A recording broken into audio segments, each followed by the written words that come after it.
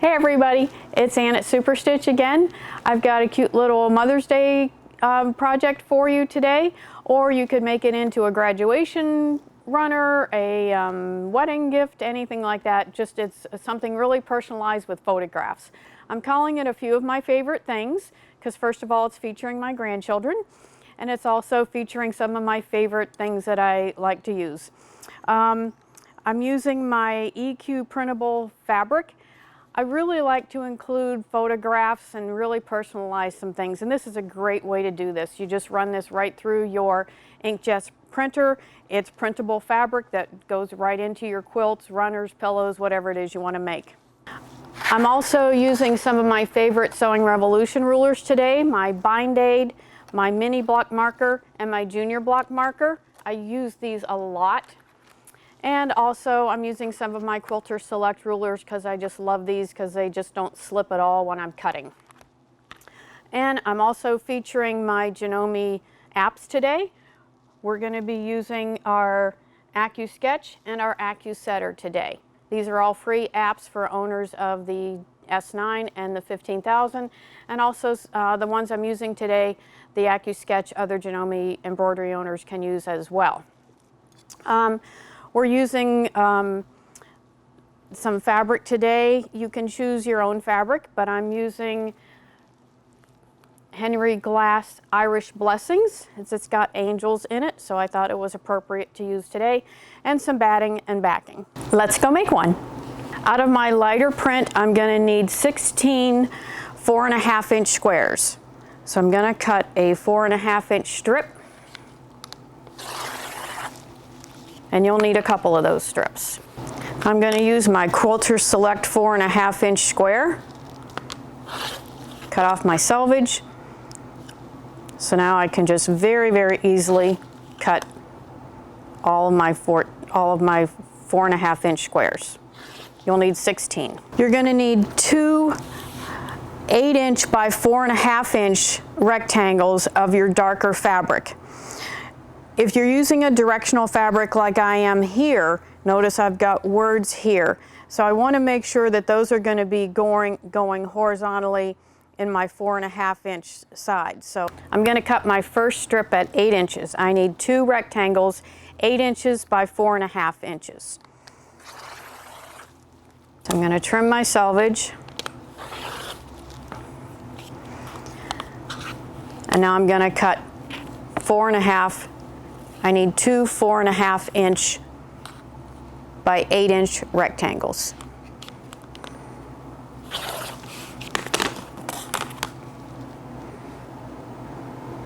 For my binding, I'm going to need two 2.5-inch strips for binding.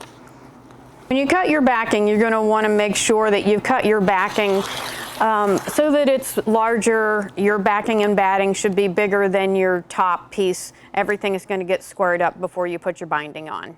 So I know that my quilt my runner's going to be about 8 inches, so I've cut this 11 inches to make it a little bit bigger so that I'll be able to have plenty of room to quilt and then trim it up later. And then you're also going to need a piece of batting as well. Okay, this is my granddaughter that I have printed this on my printable fabric. So you see this is the backing that's going to peel off. This is printed on an inkjet printer. When you're printing this, you're going to want to make sure that your subject is centered in the middle of the space with enough space to background space that we're going to actually crop out as we do our piecing.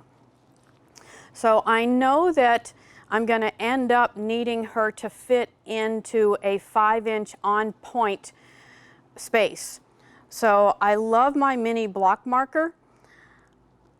I can look at my 5-inch space here. I use this all the time to center my blocks, to center something in my block. So all I want to do here is I'm going to put this so I can see where my 5-inch on point space is going to be, and I can place that right so that it's centered where I want that to be. So the mini block marker has dots and slots so you can make your markings. I'm going to use my friction pen so I can just mark my center, and then that mark will press off so I'm not leaving marks on my picture. So all I really need to know is right where my center is.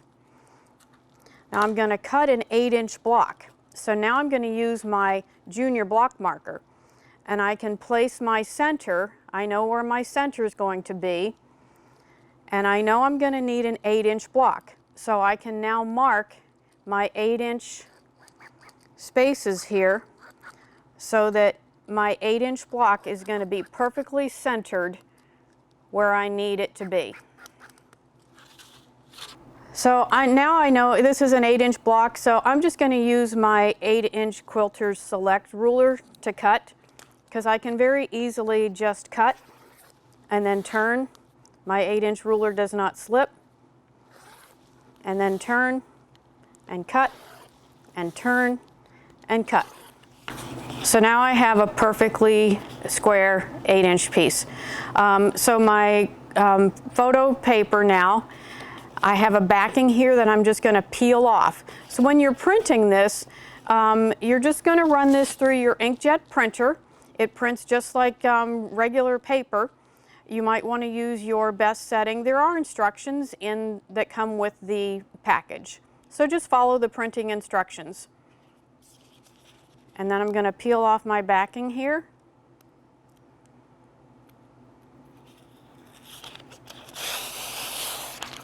And now I have my printable fabric. So this is going to be just like any other fabric going into your quilt. I'm going to give this a quick little press now to get the curl out, and I'm going to get rid of the little dot where I've marked the center. I'm going to take my four of my 4.5-inch squares. I'm going to place the first one in the corner, and I'm going to draw a line from corner to corner.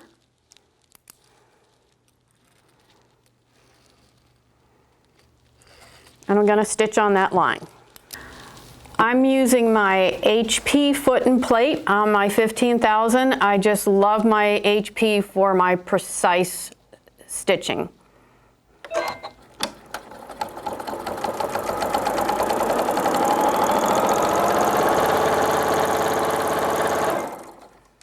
So now I'm going to give that a little press. I need to trim this a 1/4 inch away here and then press.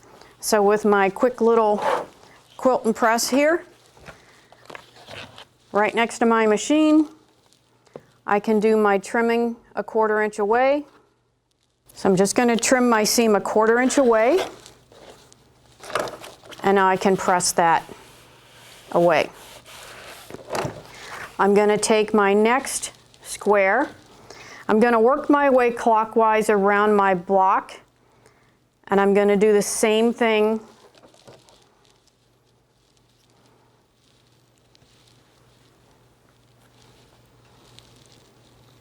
draw another line.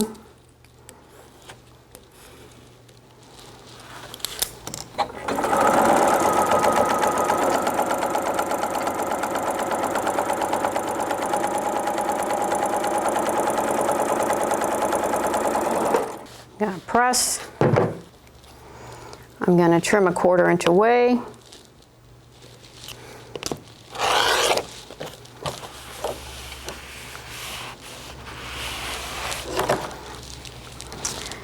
And we're just going to repeat that again in the next 2 corners.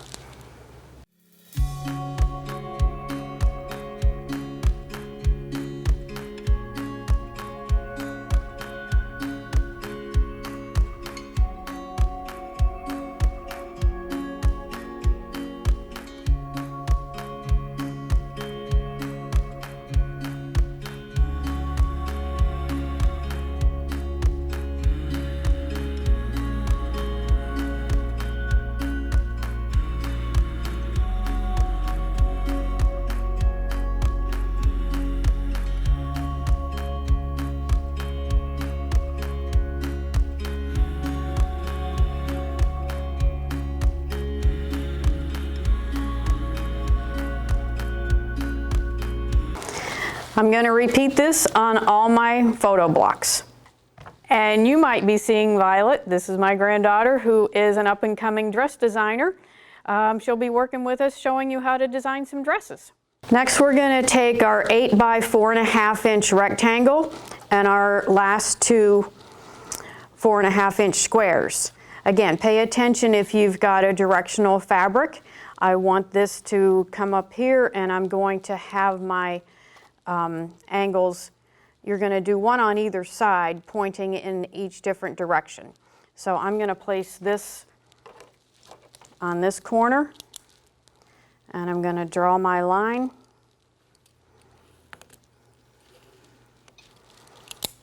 I'm going to stitch on the line.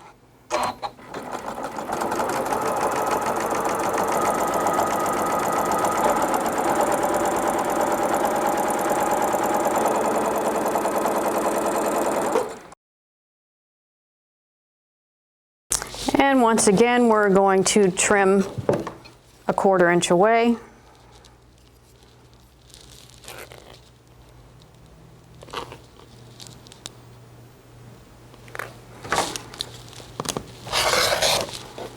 So our last block, we're going to mark and stitch.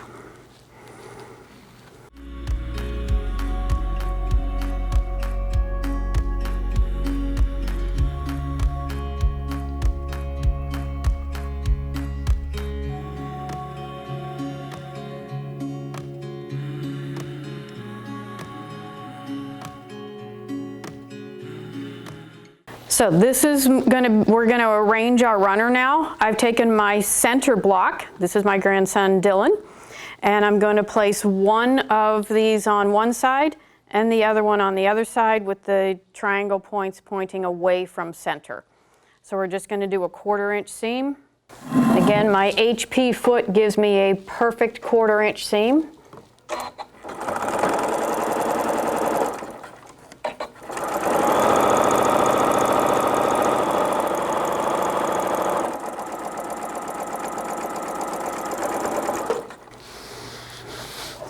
I'm going to press that seam away from center. So now I'm going to add my last two blocks. So you can arrange this however you want. And again, if you have more blocks, you can just simply create as many blocks as you wish. I'm going to add Dom. This is his quarantine haircut. Good job, Chris and Carly.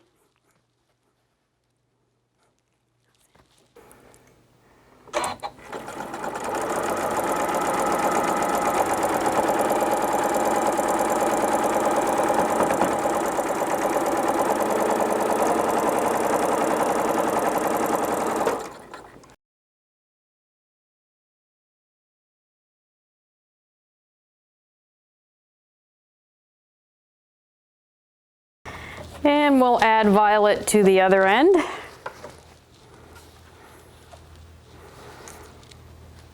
And come September, I'm going to have to add another one.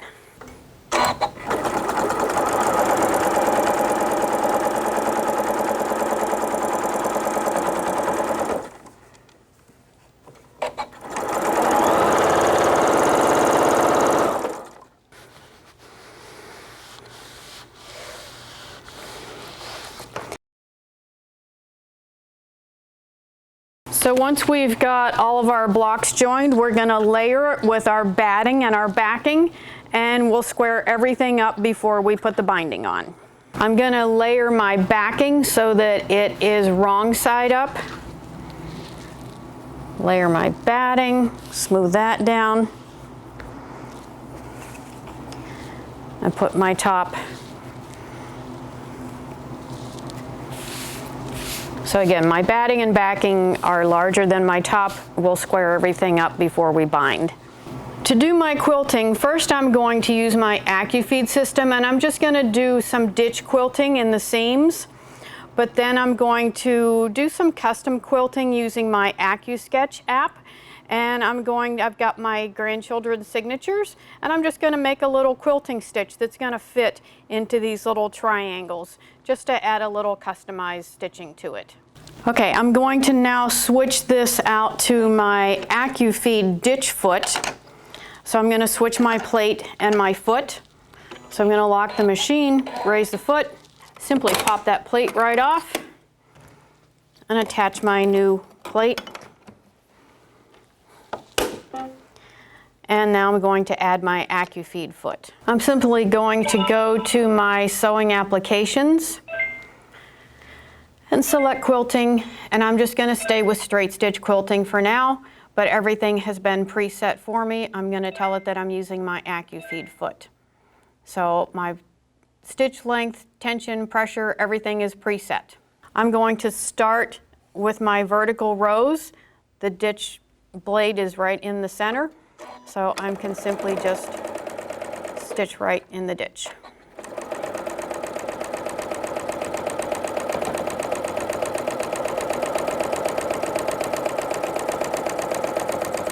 I'm going to do that on all my vertical seams.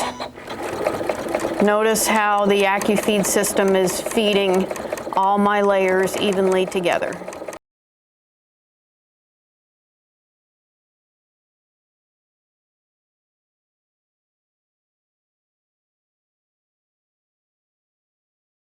Now I'm going to stitch all the way around the rest of my seams that it framed my pictures in.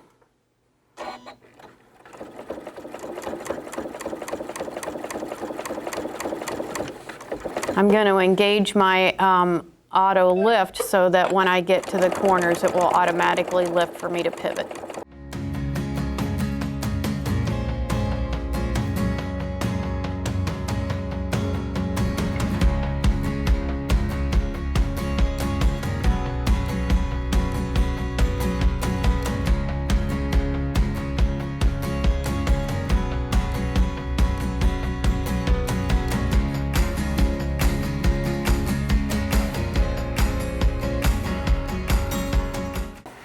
So I don't want to lock off there and have a knot on the back, so I'm just going to run this right off the edge and cut my thread. I'm going to repeat this around each diamond and each diamond and each rectangle.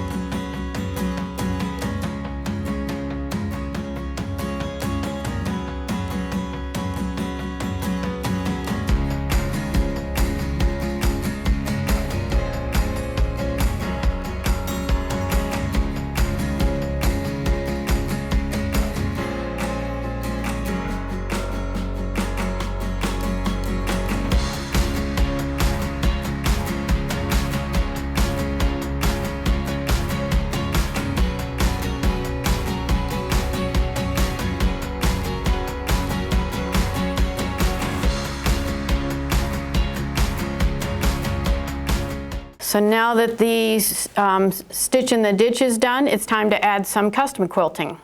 Now I'm simply going to switch to embroidery mode, so I'm ready to do my in the hoop quilting. An easy way to create a customized quilting design is with our AccuSketch app. So I'm just going to select our Janome AccuSketch app. It's a free download for all Janome owners. I can select any hoop from my 15,000, or I could change it to an S9. I'm going to leave it at my 15,000.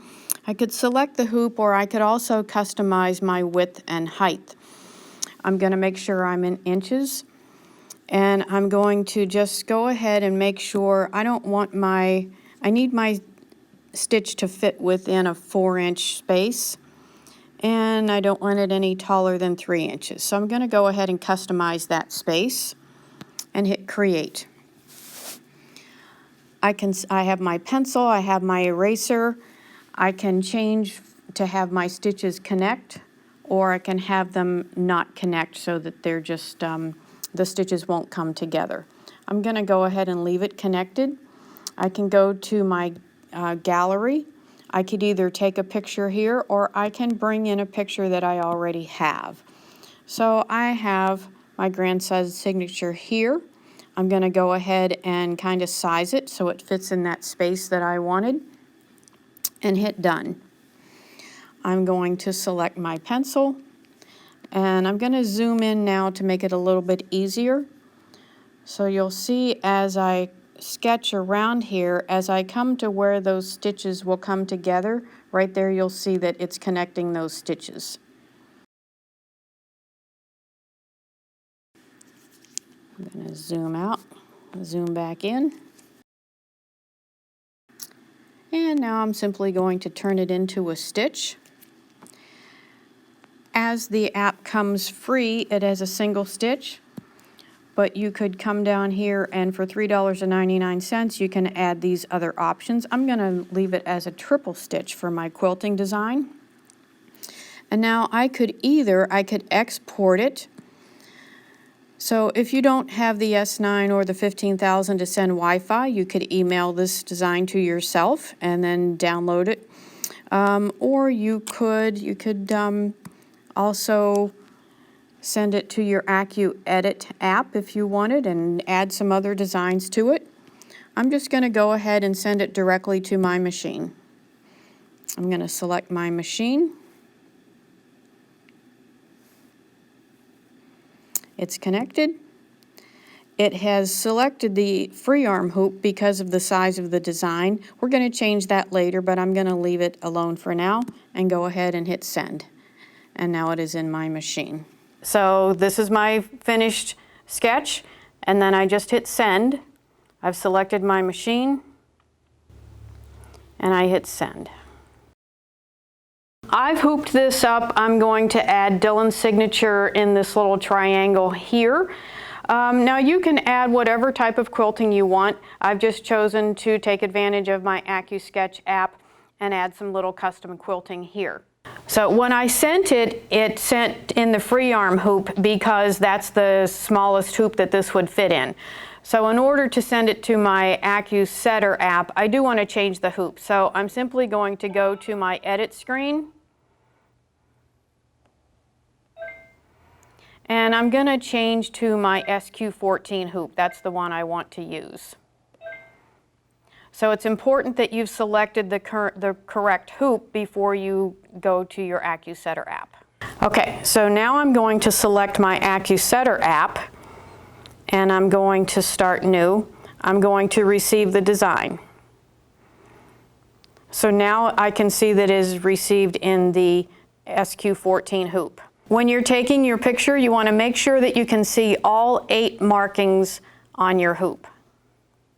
Line up all 8 markings and take our picture. I'm going to move my registration marks to the marks on the hoop. The center is a zoom. You're moving the marks to the marks on the hoop.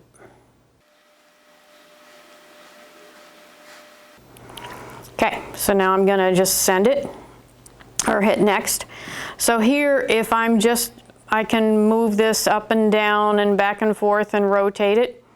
I could also just I could go to next, and now I've even got some fine tuning where I can rotate it 1 degree at a time. I could even resize it a little bit if I decided to. If I had more than one object here, I could move them each individually. So I'm just going to position this right about here.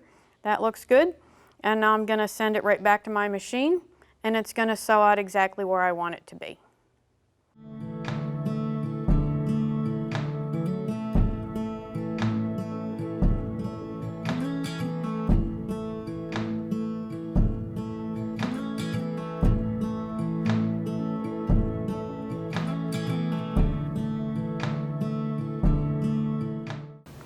So I can just repeat my quilting stitches in each block until I'm all done. So now we're going to square everything up before we bind it.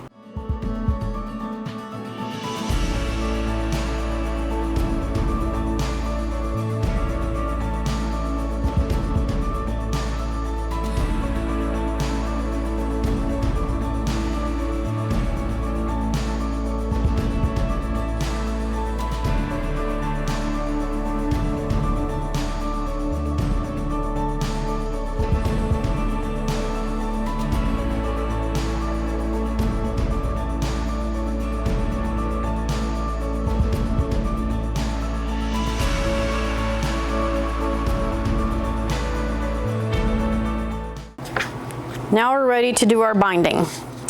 I absolutely love my Sewing Revolution bind aid. My binding comes out with a perfect bias join every time with this binding, with this bind aid. What I love about the bind aid is it comes with step-by-step directions with pictures for every step of the way. So you just can't go wrong, and your binding will join perfectly every time. So the first thing you're going to do is cut however many strips that you need, and you're going to join them. So I'm going to take, and I'm going to join them at right angles here, and I can take my bind aid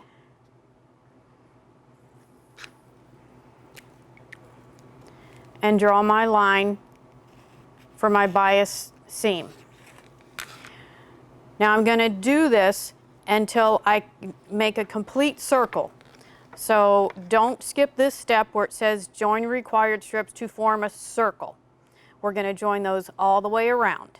I'm back using my HP foot and plate again, and I'm going to stitch on that line.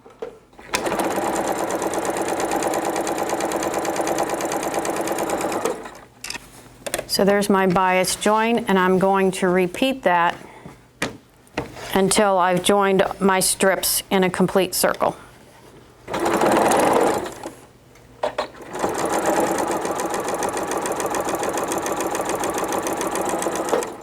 I'm going to trim 1/4 inch away from each seam that I did. So you want to just cut enough strips that you have actually more than what you need to go all the way around your quilt.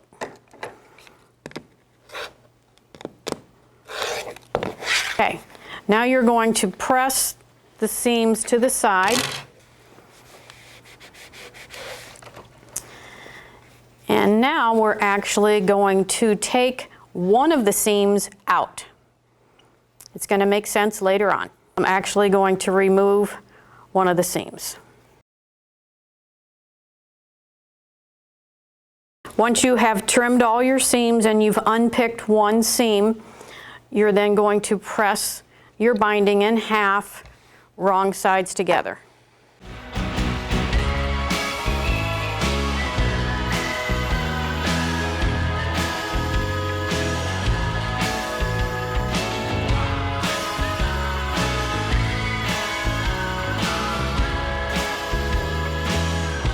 So now we're at this step in the instructions where we're going to seam the binding to our quilt or our runner, whatever it is you have.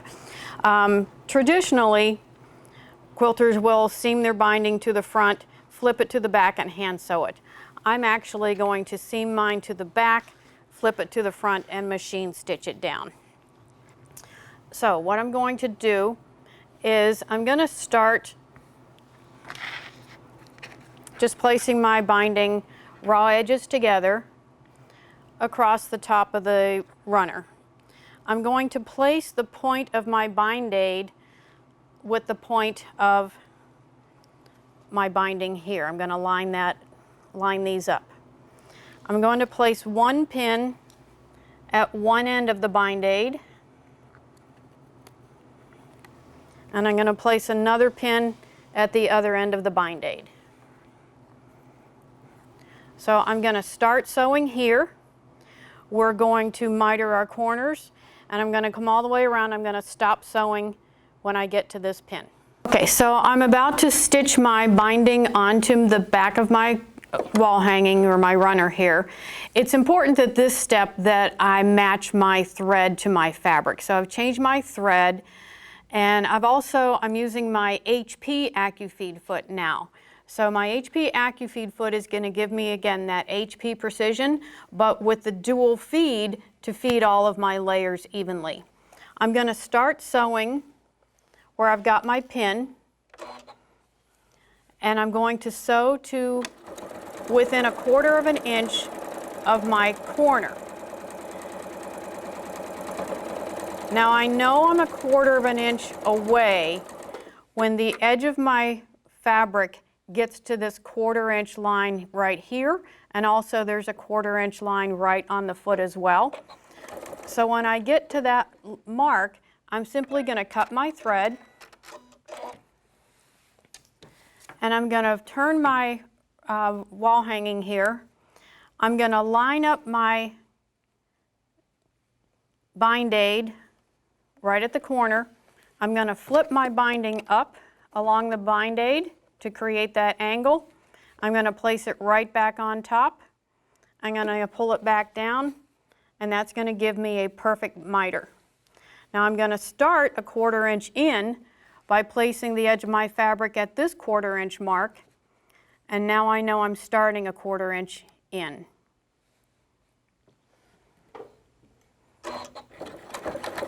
I'm going to repeat that at each corner.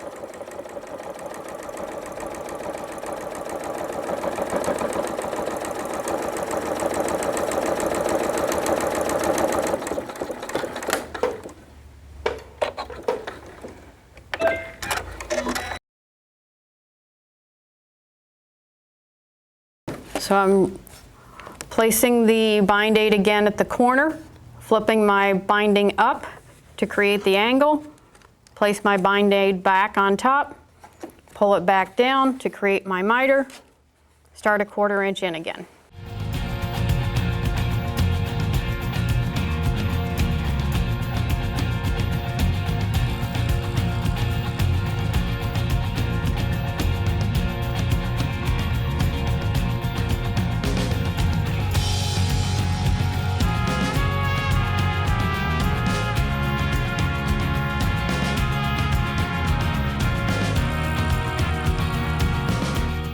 Now I'm going to sew to the pin that I inserted at the beginning, and then I'm going to stop sewing when I get to there. I'm going to line up the fold of the binding on my bind aid with the fold of the binding. I'm going to slide this along to line up the raw edge with the edge of the bind aid, and I'm going to place a dot right on the edge of my bind aid, my binding, through that hole in the bind aid. So now I'm going to take the other edge, and I'm going to just give it a very slight little tug there and overlap it, and I'm going to transfer that marking to this, to the other side of the binding. I'm going to open up my binding now. All right, so what I'm going to do now is line up the angle of the edge of my binding. So this is why we joined all the way around in a circle in the beginning, so I know what that angle is, because it very well could have been this way. So I'm going to line up my angle here. I'm going to line up the fold again, and I'm going to slide my bind aid until this hole is over top of the marking that I transferred. And I'm going to draw a line right here,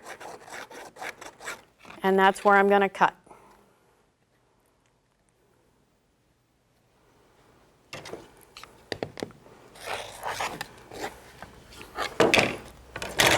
Now I'm going to match those dots. I'm going to match this dot to this dot, and sew my 1/4 inch seam.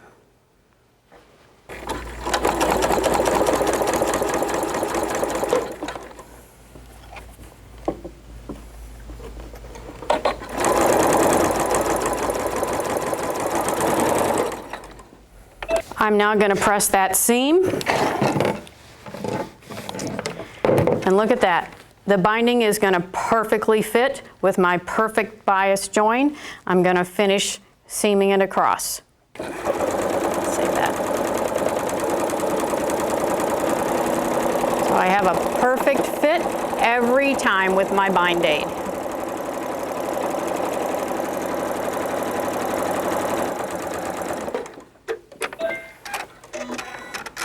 Now I'm simply going to press my binding away.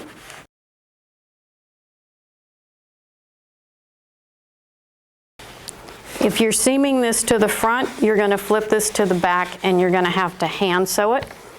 I'm going to stitch it down on the machine. Now I'm simply going to roll my binding to my front. I like to use my open toe foot so I can see what I'm doing here. You can use a decorative stitch, you can use a top stitch, whatever. I'm using applique stitch number 3 on my 15,000.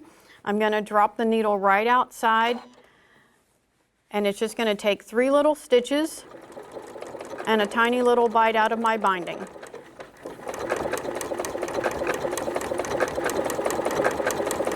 You can use invisible thread so it doesn't show at all, or matching thread.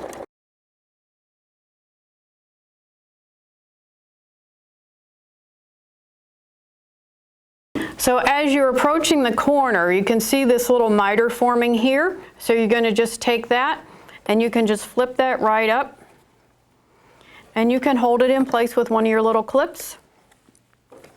And we're just going to catch that into the applique stitch.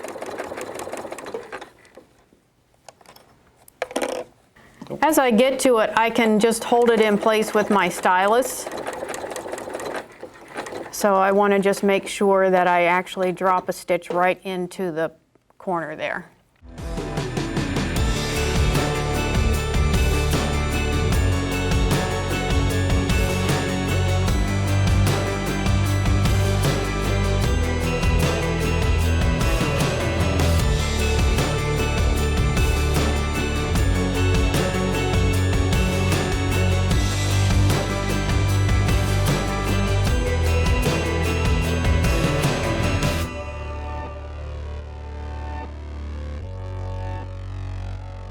Give it one little final press.